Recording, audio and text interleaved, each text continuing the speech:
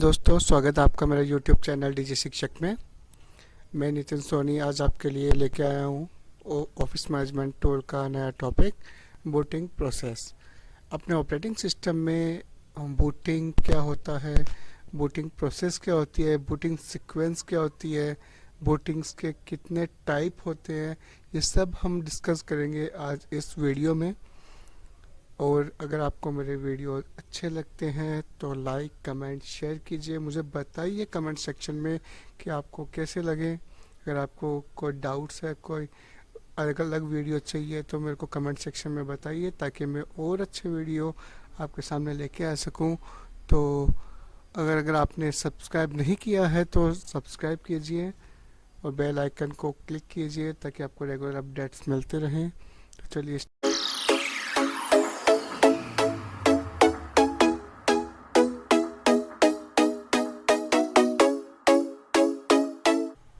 तो चलिए स्टार्ट करते हैं आज का टॉपिक, बूटिंग प्रोसेस।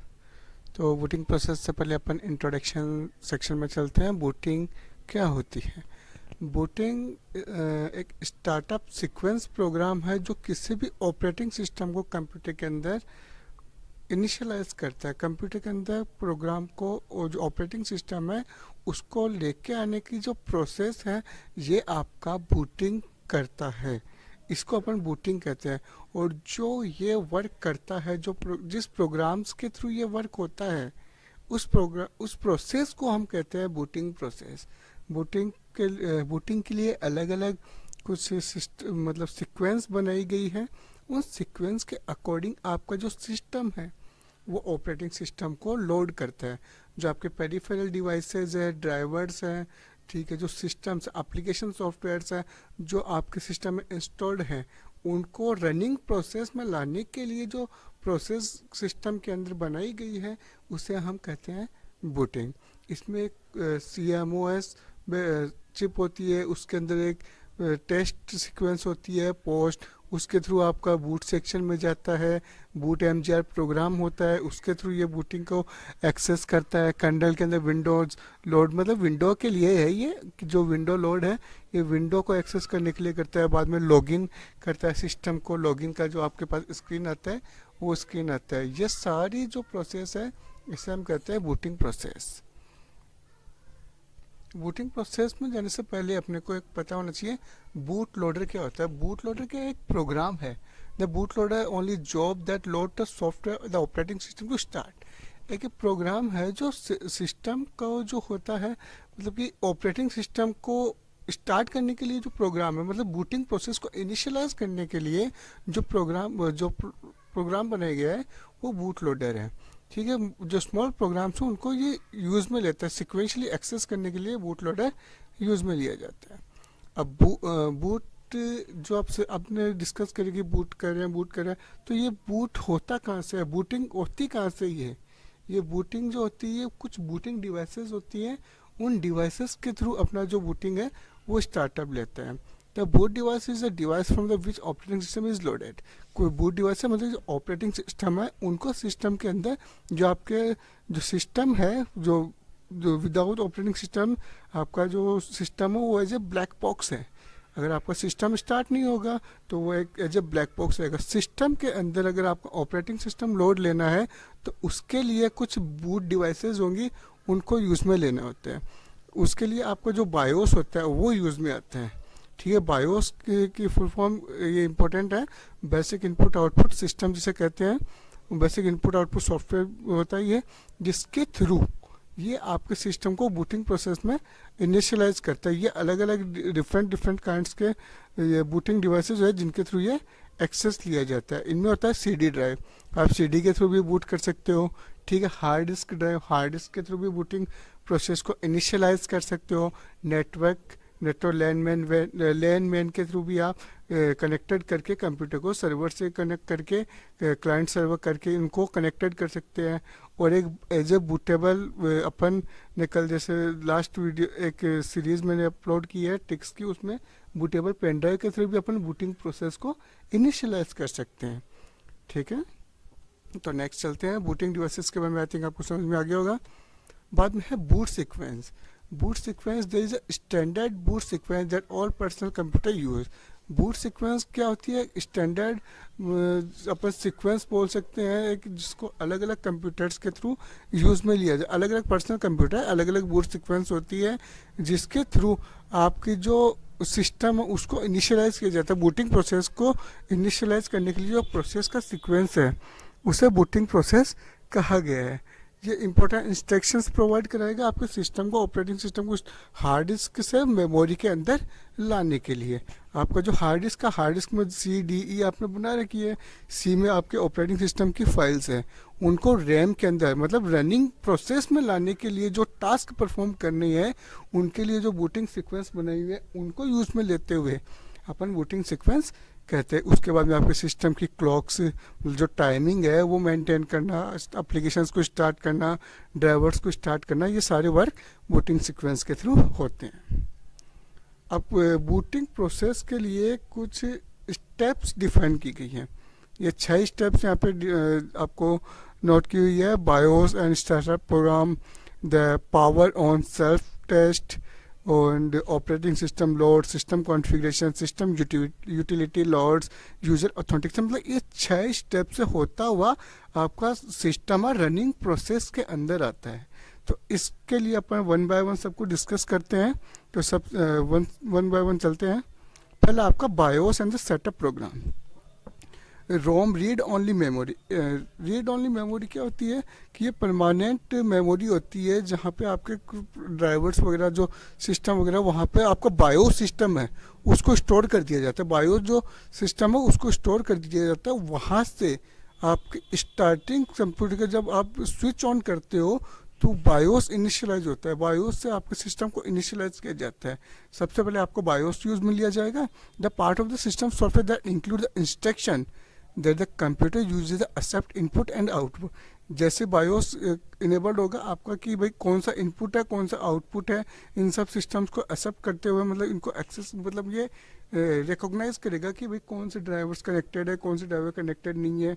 बाद में क्या करेगा कि लोड यहाँ पे यूज में लिया जाता है. लोड टाइम यहाँ पे यूज में to transfer from storage devices to memory. अब आपका जो ऑपरेटिंग सिस्टम है वो कहाँ पर है? स्टोरेज डिवाइस के अंदर. उसको मेमोरी के अंदर कनेक्टेड मतलब मेमोरी के अंदर प्राइमरी मेमोरी के अंदर लेके आएगा आपका बायोस. ठीक है. The ROM loads the BIOS into the computer memory. ROM के अंदर the ROM loads BIOS into the computer memory के अंदर उसको इनिशियलाइज करने का काम करेगा रोम.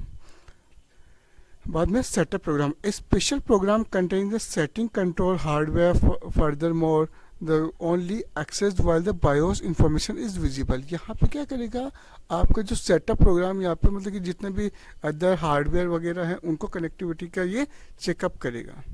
बाद में होता है आपका पोस्ट. ये क्या करता है? Power on self test. यह एक सीरीज होती है टेस्ट की जो कंप्यूटर की मेन मेमोरी के ऊपर यूज में ली जाती है.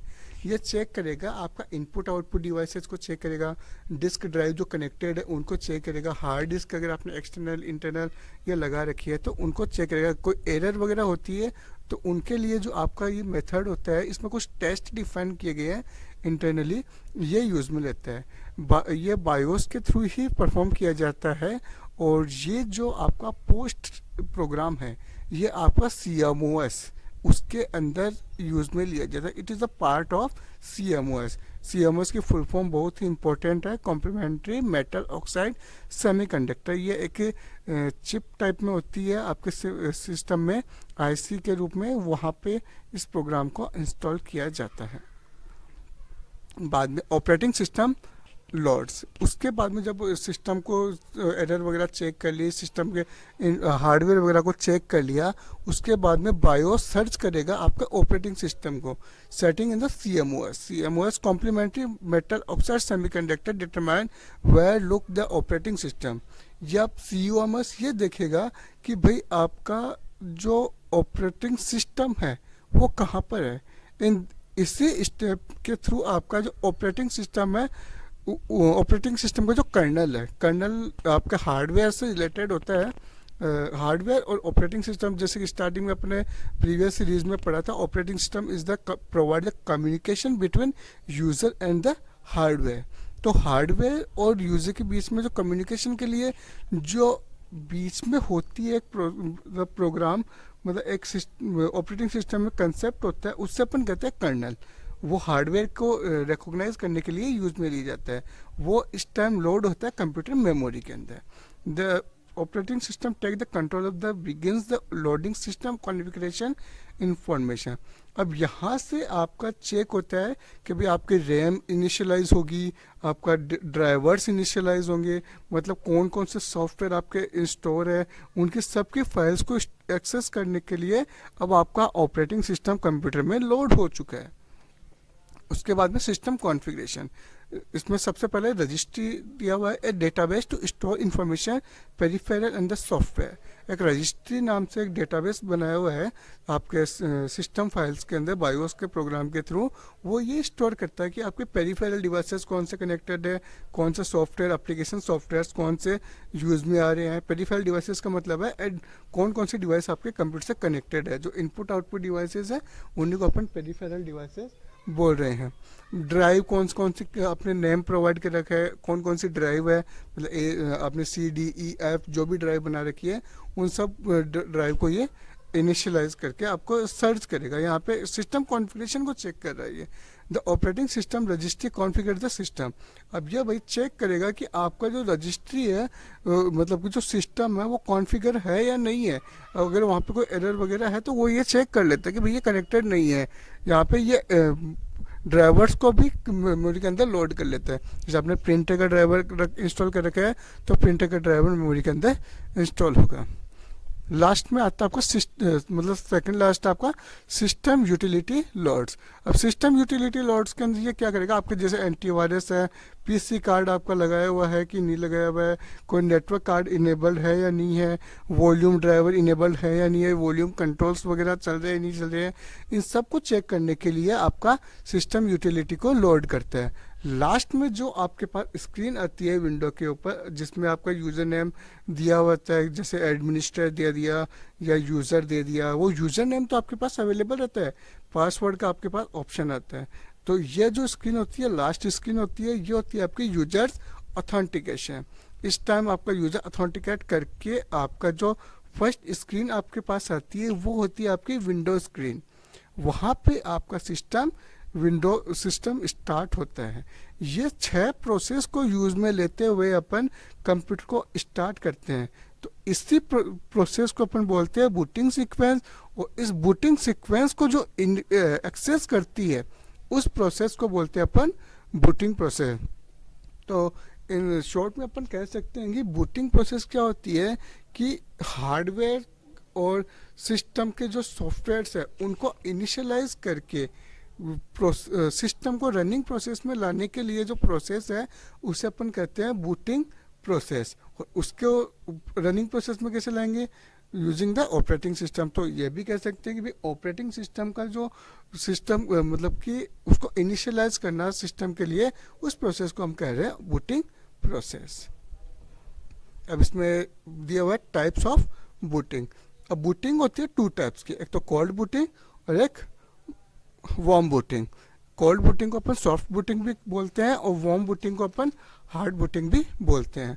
तो कोल्ड बूटिंग और वार्म बूटिंग के अंदर डिफरेंस क्या होता है। कोल्ड बूटिंग अपन कहते हैं कि अपना जो सिस्टम है, आपका सिस्टम था मतलब कि पावर ऑफ था, पावर ऑफ करने के बाद में जैसे ही आपने उस पर पावर ऑन किया, पावर ऑन होने के बाद में जो प्रोसेस बूटिंग सीक्वेंस आपकी एग्जीक्यूट हुई और सिस्टम ऑथेंटिकेशन वाला डेस्कटॉप तक आप आए, उस प्रोसेस को कहा कोल्ड बूटिंग।